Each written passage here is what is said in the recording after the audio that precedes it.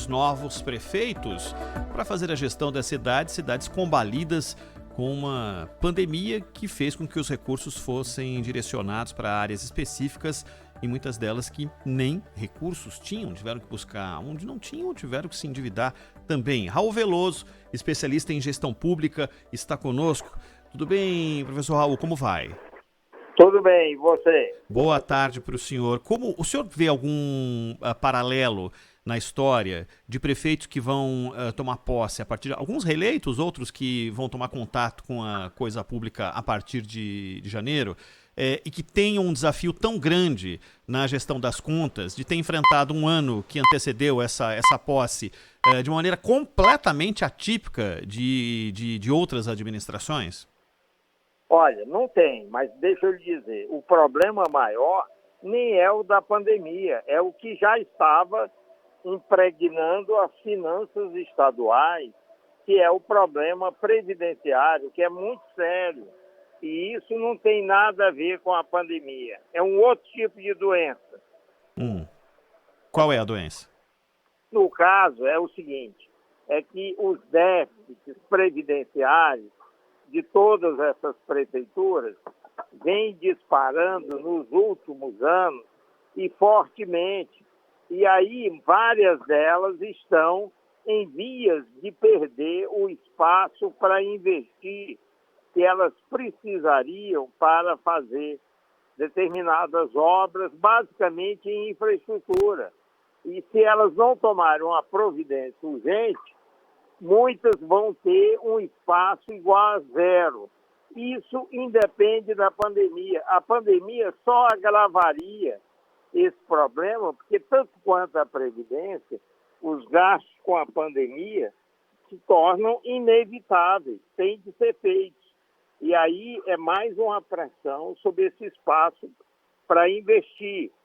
Inclusive fiz um estudo há pouco que mostra que várias prefeituras importantes estão ou já com espaço zerado ou em vias de zerá-lo, como, por exemplo, a cidade do Rio de Janeiro. É o exemplo mais dramático para mim. Não há mais um tostão de espaço para fazer qualquer investimento. Essa será a herança maldita que o novo prefeito vai receber, sem falar no eventual segunda onda da pandemia, que vai trazer novas despesas para ele, tá certo? Sônia Bloch. Professor, tudo bom? Boa tarde, prazer ter o senhor aqui conosco. Professor, eu sei do estudo do senhor, aliás, muito bem detalhado, e também ia começar a pergunta justamente pelo Rio de Janeiro. Eu queria que o senhor dissesse aqui para os nossos ouvintes que situação está o Rio de Janeiro e o que poderia ser feito, porque não vai ser agora em uma gestão que vai arrumar esse problema, não? Não vai, mas ele tem de começar a arrumar para abrir algum espaço para ele fazer algum gasto. O que é isso? Qual é o começo da arrumação? Nós vamos ter de descobrir ativos de que a prefeitura disponha para colocar num fundo de pensão que vai tentar pagar uma parte relevante do gasto previdenciário. É o que já se fez no passado com as grandes estatais federais. E aí se coloca esses ativos lá, faz com que eles rendam recursos, e esses recursos são usados para pagar a despesa da Previdência, e no orçamento sobrará algum espaço para ele fazer algum investimento, senão ele vai ter que parar alguma coisa. Como, por exemplo, imagina ele parar o serviço de recolhimento de lixo. A cidade ficará uma podridão só, e ele não vai poder fazer isso, sem falar nas novas despesas da pandemia. Isso por quê? Porque, de fato, eles zeraram nos últimos anos, aos poucos, todo espaço que havia, não tomando nenhuma providência. Chegamos a esse ponto. O próprio prefeito que está saindo fez um apelo um dia aí nos jornais, dizendo que ia pedir ao governo federal, seu aliado, um empréstimo de R$1 bilhão para respirar. Talvez este caso tenha de ter algum tipo de auxílio porque vai demorar a montar o fundo de pensão. Esse é o grande drama do Rio. Zaidan. Professor Raul Veloso, o senhor usou uma frase aí que expressa a realidade crua, né? O Rio de Janeiro não terá um centavo para investimento. E a gente sabe que não é uma situação específica de uma ou de outra cidade. A maioria absoluta dos municípios está com cofres vazios, arrecadação caindo, gasto subindo. Isso se reproduz também nos estados e até na União. A cidade de São Paulo, como é que o senhor vê a situação da cidade de São Paulo em termos de capacidade de investimento e capacidade de lidar com a dívida pública? Olha, eu achei que estaria pior do que está, porque é um caso, São Paulo e Rio, são duas grandes cidades que até hoje não fizeram nada para organizar a sua previdência. O Rio está desse jeito que eu falei, de dar pena. Mas São Paulo tem ainda um tempo para respirar. Meu cálculo, eu fiz o cálculo para vários municípios do estado de São Paulo. No caso da cidade de São Paulo, meu cálculo mostra que eles têm até o ano de 2029 para ter algum dinheiro no caixa. Então, vamos dizer assim, ele tem 9 anos para viver e não morrer. Mas, como isso é um processo de declínio gradativo do espaço, quando eu digo que é 2029, eu estou dizendo, hoje é tanto e vai caindo gradativamente, mais ou menos mantendo a proporção, e 29 vira zero. Essa situação de próximo de zero, que vai ocorrer no fim da década, se não fizer nada, ela não é viável nem admissível.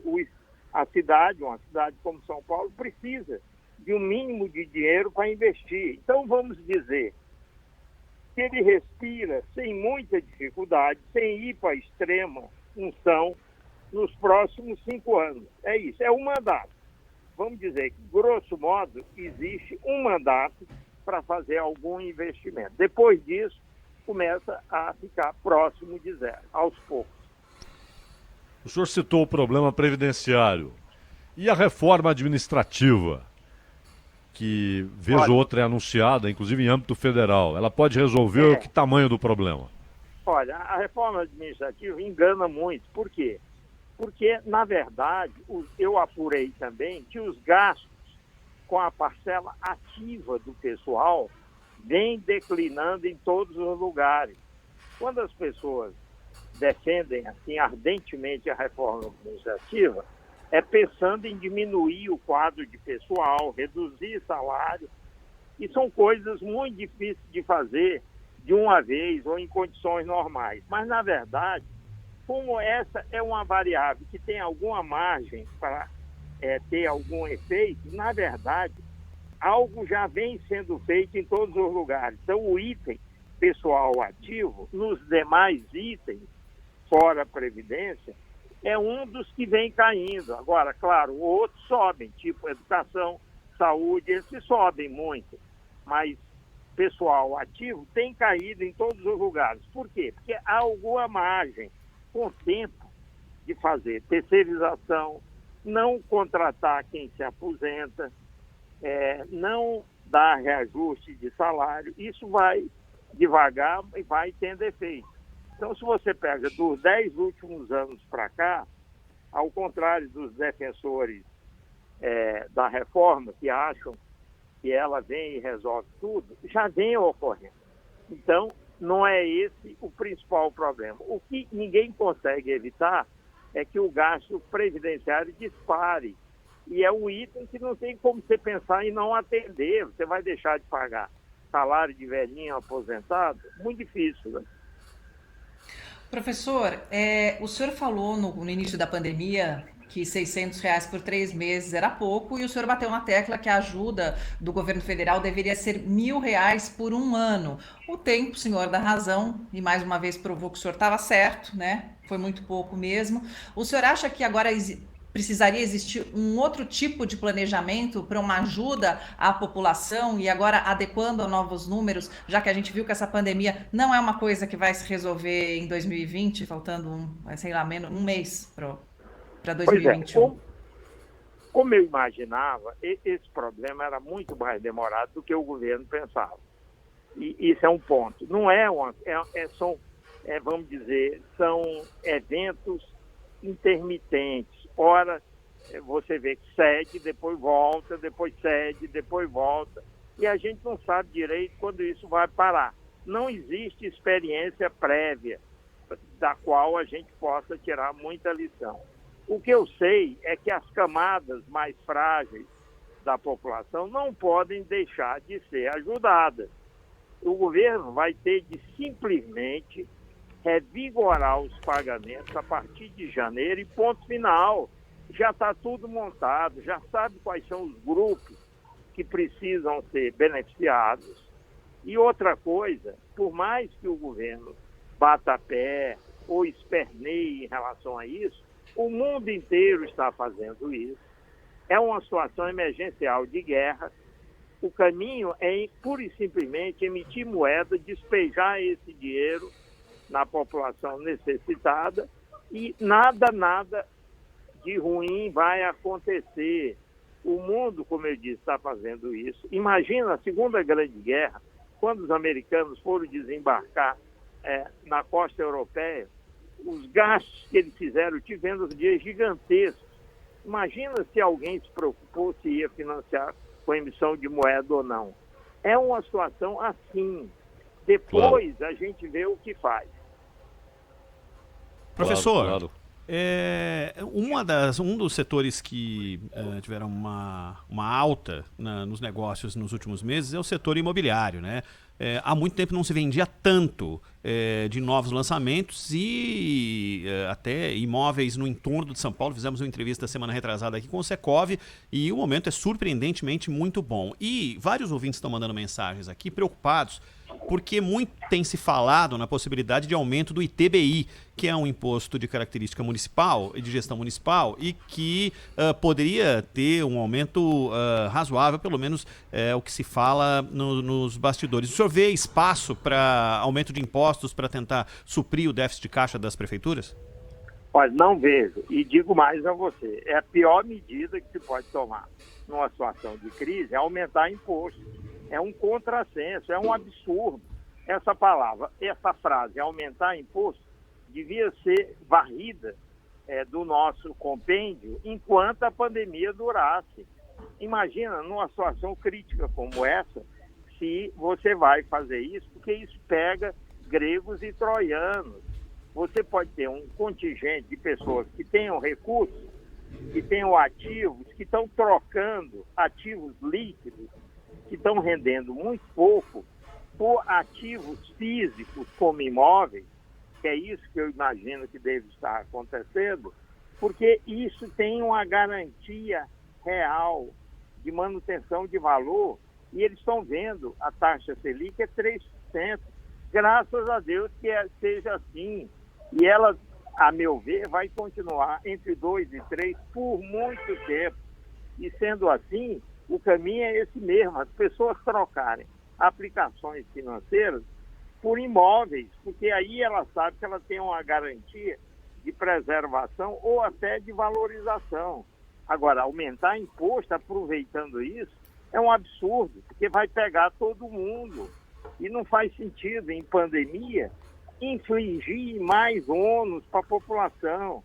Imposto é palavra que deveria ser proibida. Professor Raul Veloso, especialista em gestão pública, sempre um prazer ouvi-lo. Professor, um grande abraço, até a próxima. Ok, até a Obrigada, próxima. professor. Nada, tchau. Tchau. Professor Raul Veloso conversando conosco aqui na Rádio Bandeirantes.